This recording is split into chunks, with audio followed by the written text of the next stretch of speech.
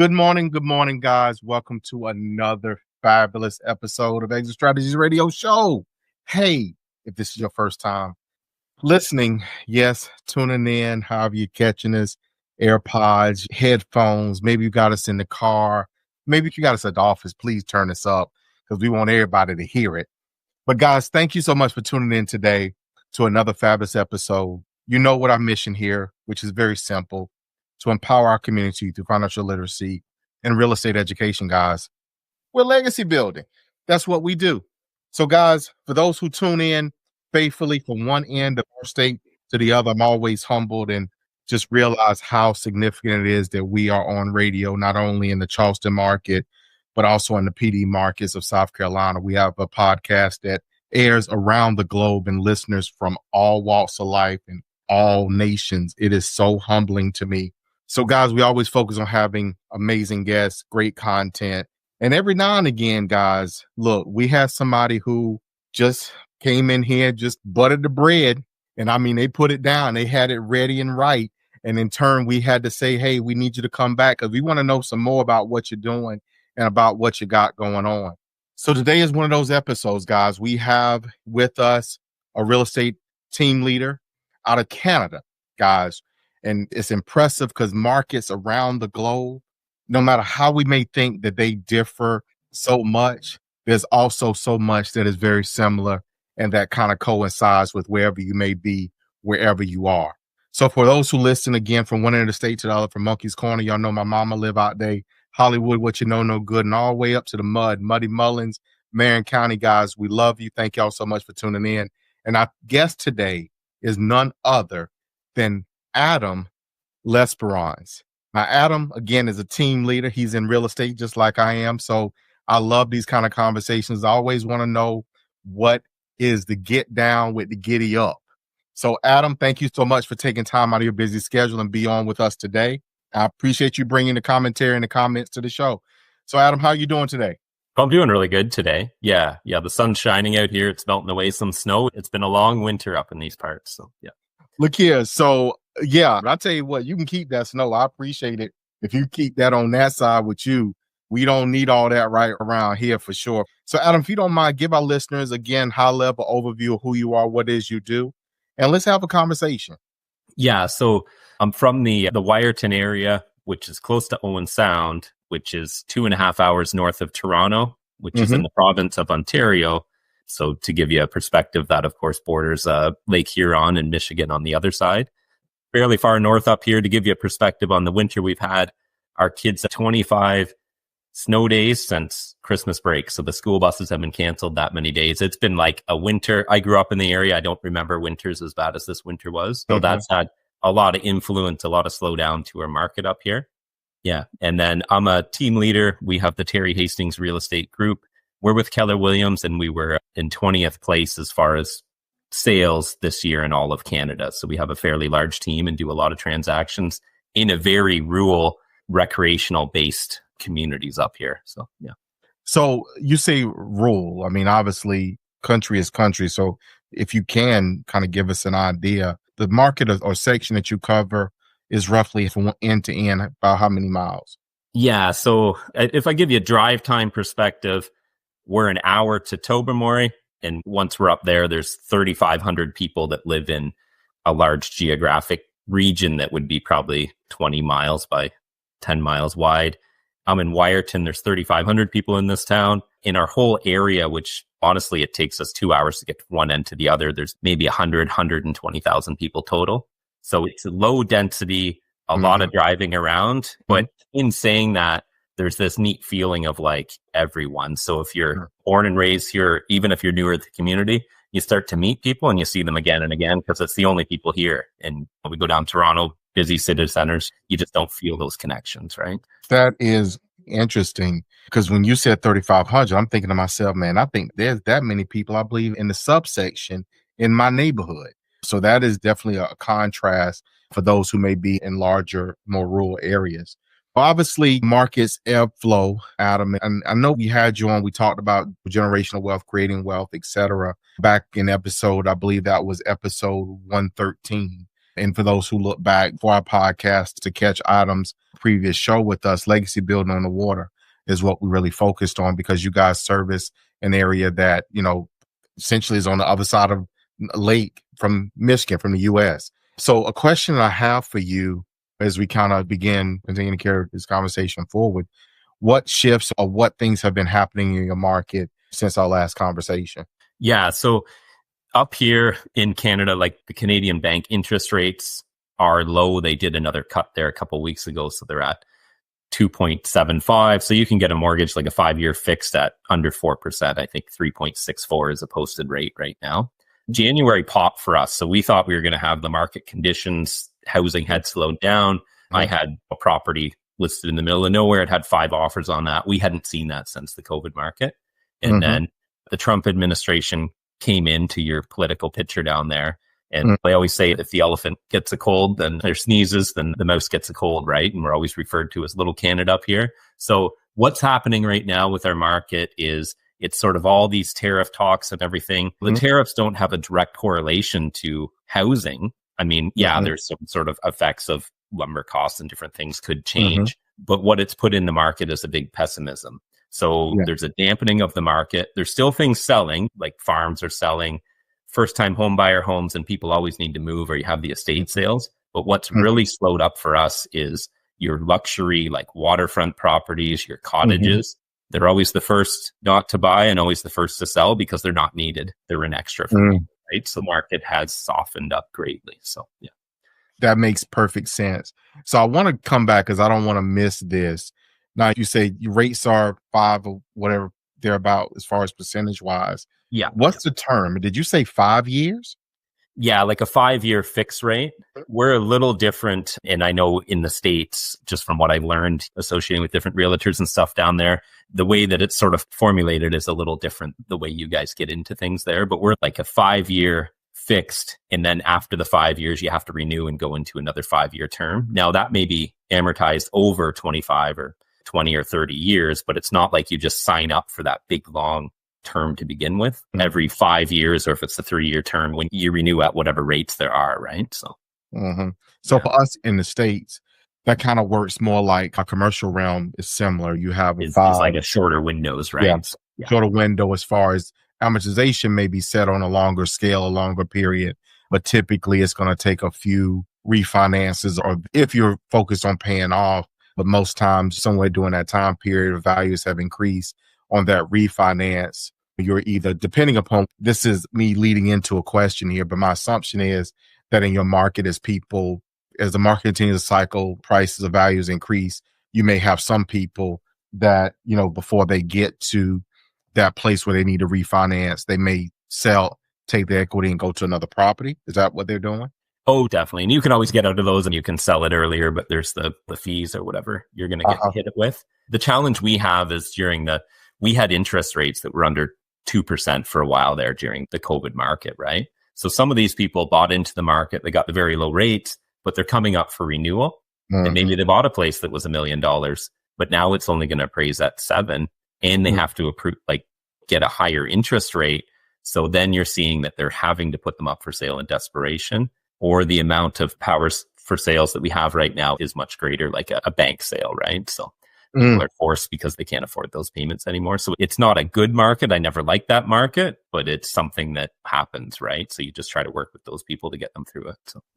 So I'm definitely going to frame this as a question as well, and not to kind of harp on that, because every market is different. So for our listeners, guys, every market is different. Real estate is so local.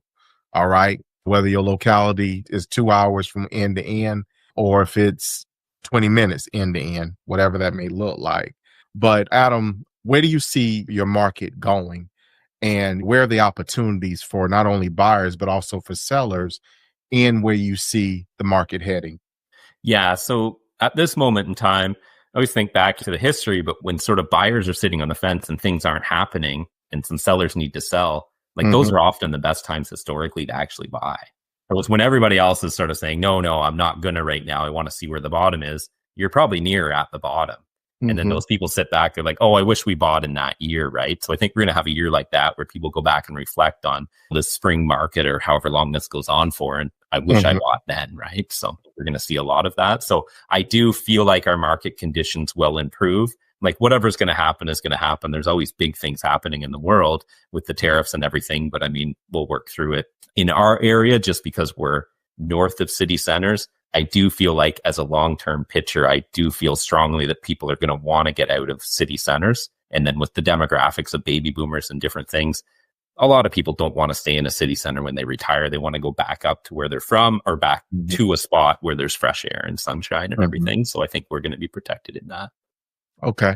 So for a seller, what does this potentially look like? I mean, are they able to, hearing what you just said, which was some people in city centers, there's maybe an opportunity or season they may be able to, okay, I'm out of here and I'm going back out to a smaller or more rural location, a little bit more land, a little bit more distance.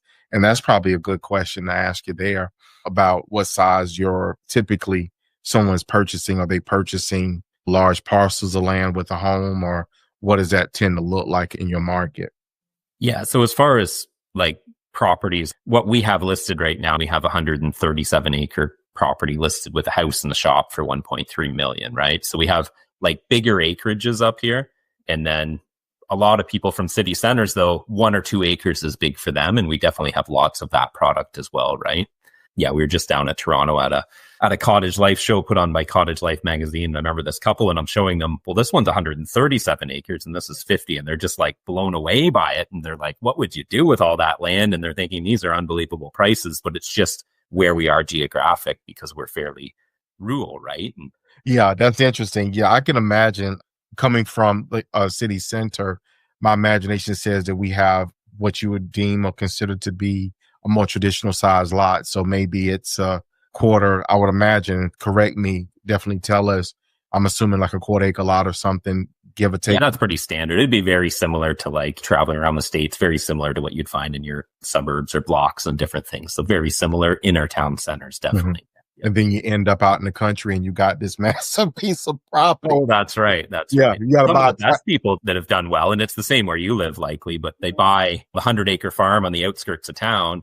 And it's that window of 20 years. And then all of a sudden the town wants to expand and some developer's knocking on their door. Those are the big prices, right? So I always, when you're talking to buyers, you're always thinking, what's it going to look like in 20 years? Like fast forward and just think to yourself, and what did that town look like that had 3,500 people 20 years ago? What does it look like now? Well, now it has 30,000 people. Well, how much more land space do they take up, right? Like it's a bad investment. If you can sit on this, it's a waiting game with real estate is, right? So, exactly. So essentially you position yourself, if you will, in the path of development, of the path of growth. That's and right. like you said, eventually somebody comes knocking on your door, said, hey, I like to, and some of it or all of it.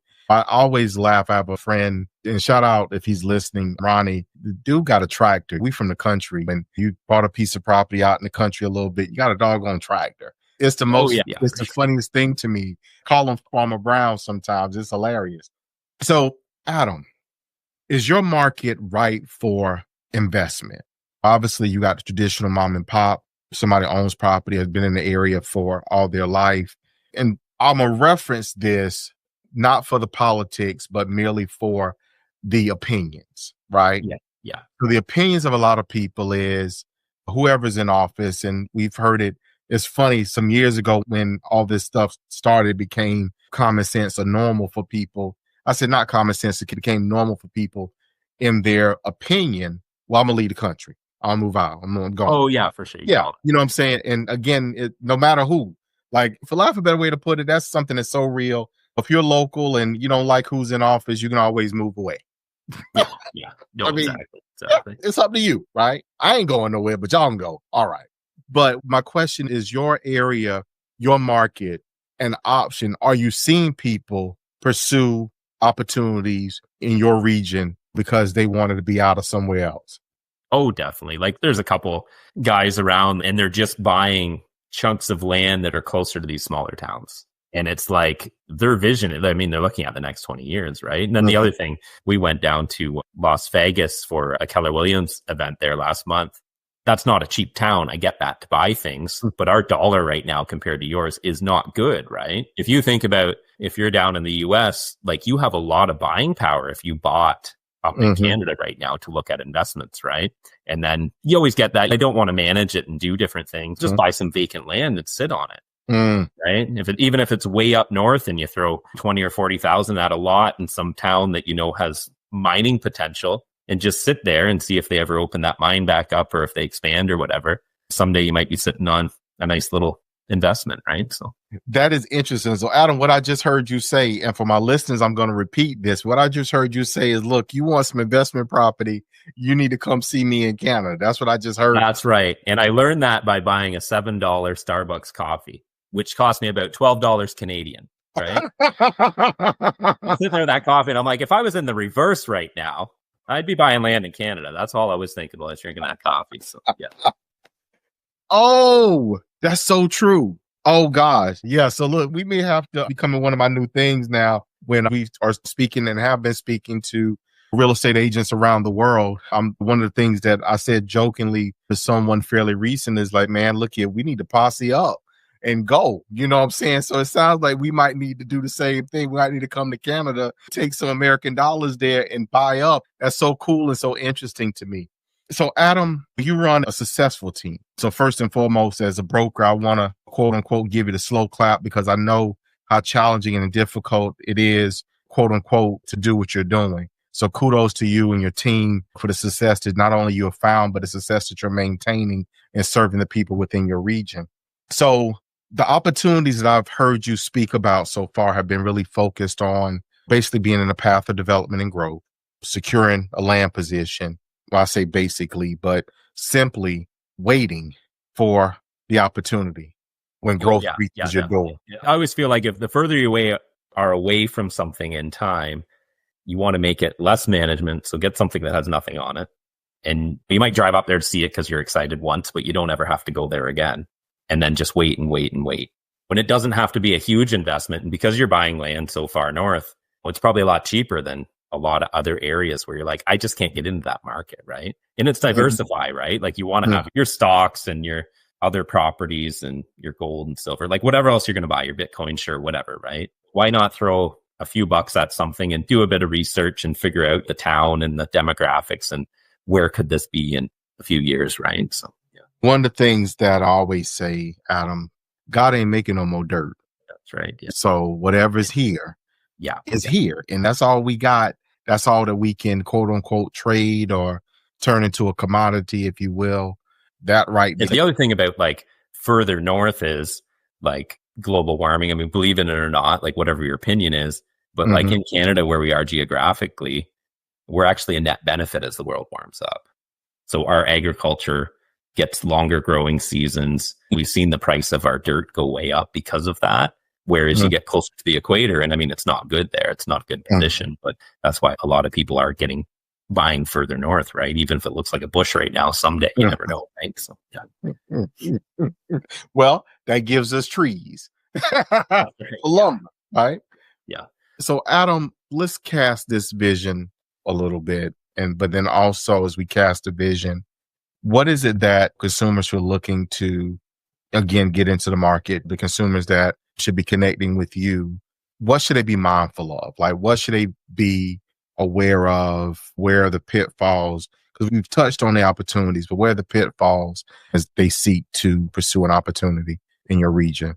Yeah. So I think one thing to know is like, there's no guarantees in it, right? And I've sold lots up here and there was some weird spike in the market in like the 80s.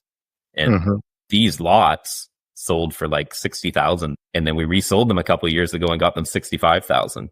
It was just some weird, like new development. People clearly overpaid for it at the time, but that many years, 25 years, whatever it was removed, they really didn't see any value growth there, right? You got to research, but you always got to know that there's nothing guaranteed with it. And that's that diversify. And if you have the capital to get something that churns numbers, because vacant land is a cost. You got to pay the property taxes, right? But if you have something that you can afford that's going to churn a rent or make some kind of money from it, then ultimately that's a better investment, but that's also a bigger investment to get into, right? So, and more management and time. And what strategies for someone, again, entering, touching on or having touched on the things to watch out for? Where's the opportunity and how do they create leverage? Let's put it that way. Let's frame it in that sense. We talked about financing, what that looks like as far as in your realm. Do you see more creative structures on transactions or merely most are either cash or conventional traditional finance? Yeah, like I think last year, I think I did we did quite a few deals, and personally I did 12 that had VTBs in them. So vendor takebacks, right? So you have people that maybe they don't have quite enough down or they're over leveraged because they own other things. But then you have these people that sit there and they have no mortgage or anything. Talking to the sellers and you're like, well, what were you going to do with the money since you're moving to a rental? So you're getting 500,000 for your house. What are you going to do with that? Well, we were going to put it in a safe investment, a guaranteed GIC. Maybe at the time they're paying 4.5%. What if you took 100 grand down, you took that 400,000 and I could get you 6.5% years? Well, what do you mean? And then you explain it all to them, right? And the security's in the house. I mean, worst case, they don't pay it. Well, you get the house back, you keep their 100 grand and whatever interest they paid you. So it's like a win-win, right? But you got to give them that picture and you got to make them feel safe and secure. And you want to make sure the buyers can actually pull it off and have an exit plan because they need in 3 years to have some kind of reason why they need the VTB, they can get out of it. Maybe they're new to the area, they picked up jobs, the bank wants to see 2 years of income. Maybe they're selling in the city, but they want to feel like they got a place and they just want a year and a half to sell to feel nice about it. That is cool. So what I just heard you say is that you guys do, and that's one of the things I love about real estate. Technically, if you can think of it, you can do it. I mean, granted, you gotta stay within the legalities, but if you can think of it, you can do it as a way to structure it. You guys do what we refer to them as seller financing versus the BTB, but it's the same premise. The seller is holding back a note, getting better than market interest rate on it. It's a win for them. If they just want to put the cash somewhere to make some cash, they're probably going to get far better in that term than what they would in their bank here. We're seeing mortgage rates at 6 and change as far as interest rates. But you put your money in the bank and you're lucky if you get just over 1% as far as interest on your money in the bank. So to be able to do a seller finance and get 8, 9 or whatever percent as far as a return, that's a no brainer in comparison. Yeah. And it's all about the angle. Like I did one at 2%, but they wanted to keep their price, the sale price. They're like, no, we want this money. We can wait it out, but we want the $7.99 or whatever the math was. So they did a 2% VTV, right? We've done a couple rent to owns this year, and they get convoluted and complicated when you're writing them all up.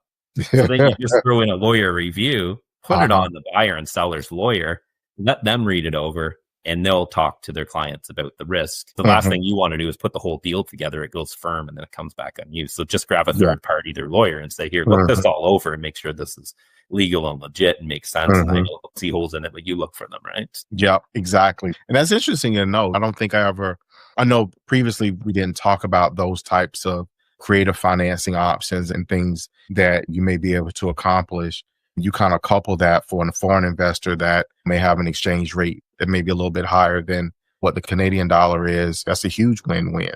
Yeah. From that perspective. So Adam, we're getting close to right at the end of today's show. How can people find you? Let's talk website. Let's talk phone numbers. Let's talk however you want people to find you and connect with you. Where can people get in touch? Yeah. So the best website is Terry with an I, Hastings.ca. And then my phone number is 519-378-7171. And I have Facebook and Instagram, all that stuff. Apparently, I don't know how to use it. People do that for me, but I'm on there. So, yeah. All right. Awesome. And look, I just hit the website, guys. So look, y'all need to hit the website, terryhastings.ca. Well, there's some pretty pictures on there, isn't there? Oh, yeah. Oh my God, man. Look at it. I love the marina, the view over the lake. That is awesome on the website. So guys, you need to take a look, see what is going on in Canada and get you some of this real estate because I'm loving some of these prices. Yeah, no, that's right. And that's without the exchange factored in yet. So you just do the math with your little calculator there. Yeah, for sure. So. I love it. Well, Adam, thank you so much, my man, for taking time to be on our show with us today. We appreciate it. Most importantly, we trust that you guys are doing well up there in Canada. So for our listeners, guys, y'all make sure y'all get in touch. But Adam, again, thank you from the Yeah, bottom of my thanks heart for for being on the show having me. with us today. For our listeners, y'all know what it is. Y'all know what I say. Y'all know how I feel. Always gonna keep it 100. I'm always gonna make it real. And I'm gonna tell you that I love you. I love you. I love you. And we're gonna see you guys.